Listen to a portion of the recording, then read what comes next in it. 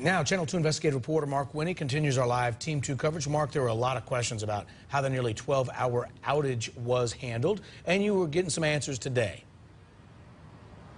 We have. The FAA basically says that preliminary information indicates the airport followed its approved emergency plan responding to the outage emergency, but they'll assess further.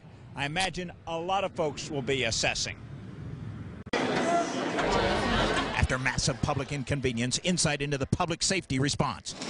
We're told this about the Atlanta police response to the Sunday power outage at Hartsfield-Jackson Atlanta International Airport. There was no looting. There were isolated incidents of people taking essential items like water and other similar things from kiosks or the like. APD made no arrests and does not plan any as a result of those incidents. There was no mass evacuation of the airport. Officers moved people from areas where fire-related smells were coming through ventilation ducts. Officers were dispersed to all terminals as darkness fell. APD had two major roles, crowd control and traffic control. The airport administration activated its emergency operations center. The APD airport commander, Major Lane Hagan, was there during much of the power outage.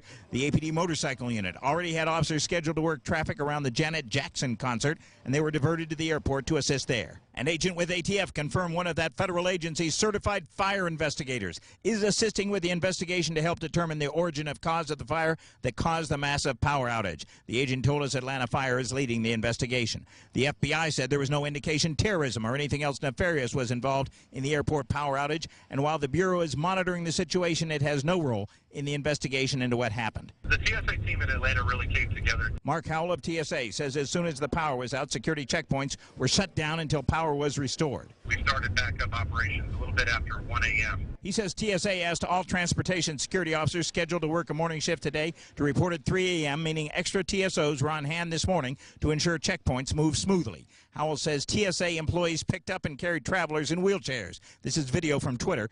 Up stopped escalators 100 times or more Sunday. Now, my understanding from TSA is that thousands more were screened than had been projected for today before the fire, and that the longest wait is at 3:45 p.m.